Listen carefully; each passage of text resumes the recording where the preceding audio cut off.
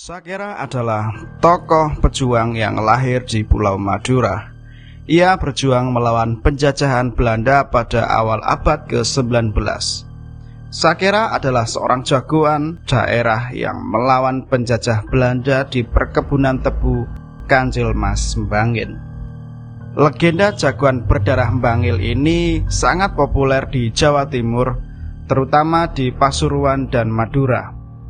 Sakera yang bernama asli Sadiman adalah golongan ningrat yang disebut dengan kelas mas. Berlatar belakang Islam yang amat sangat taat dan soleh, dan juga sangat bekerja keras. Profesinya sebagai mandor di perkebunan tebu milik pabrik gula Kanjilmas Mbangil. Ia dikenal seorang mandor yang baik hati dan sangat memperhatikan kesejahteraan para pekerja, sehingga dijuluki Sakera. Sakera adalah pejuang yang anti penjajah. Suatu saat, musim giling selesai. Pabrik gula tersebut membutuhkan banyak lahan baru untuk menanam tebu. Karena kepentingan itu, orang Belanda yang ambisius untuk membeli lahan perkebunan yang seluas-luasnya dan dengan harga semurah-murahnya.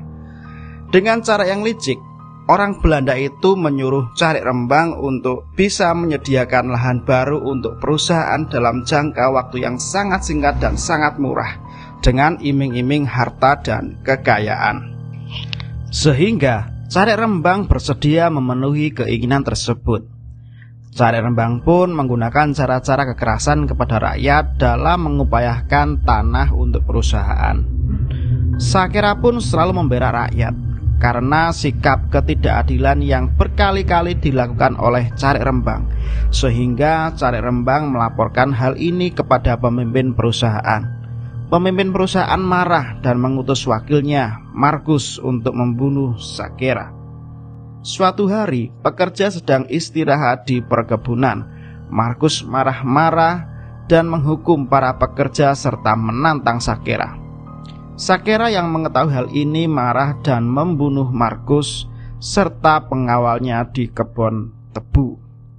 Sejak saat itu, Sakera menjadi buronan polisi pemerintah Hindia Belanda.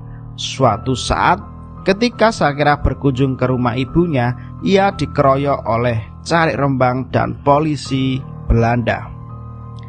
Karena ibu Sakera diancam akan dibunuh, maka Sakera akhirnya menyerah dan dimasukkan ke penjara di Mbangil.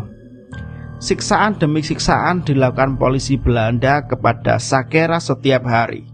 Selama di penjara, Sakera selalu kangen dengan keluarganya di rumah. Hingga akhirnya Sakera berhasil lolos dan melakukan perlawanan kembali. Perlawanan pun dimulai. Carik Rembang dibunuh dan dilanjutkan dengan menghabisi para petinggi perkebunan yang memeras rakyat. Bahkan kepala polisi Mbangil pun ditebas tangannya dengan celurit, senjata khas yang digunakan oleh Sakera. Dengan cara yang licik, polisi Belanda mendatangi teman seperguruan Sakera yang bernama Aziz untuk mencari kelemahan Sakera. Dengan iming-iming akan diberi imbalan kekayaan oleh pemerintah Belanda di Mbangil. Aziz menjebak Sakera dengan licik. Akhirnya Sakera pun terjebak dan dilumpuhkan ilmunya dengan memukulkan jamur kuning ke badannya. Lagi-lagi Belanda berhasil menangkap kembali Sakera yang kemudian diadili oleh pemerintah Belanda di Mbangil dan diputuskan untuk dihukum gantung. Sakera gugur digantung di penjara Mbangil dan ia dimakamkan di Bekacak, kota Mbangil, Pasuruan, Jawa Timur. Semangat perjuangan yang dilakukan Sakera tidak pernah terdokumentasikan bagi masyarakat dan belum masuk di dalam kategori pahlawan nasional Indonesia.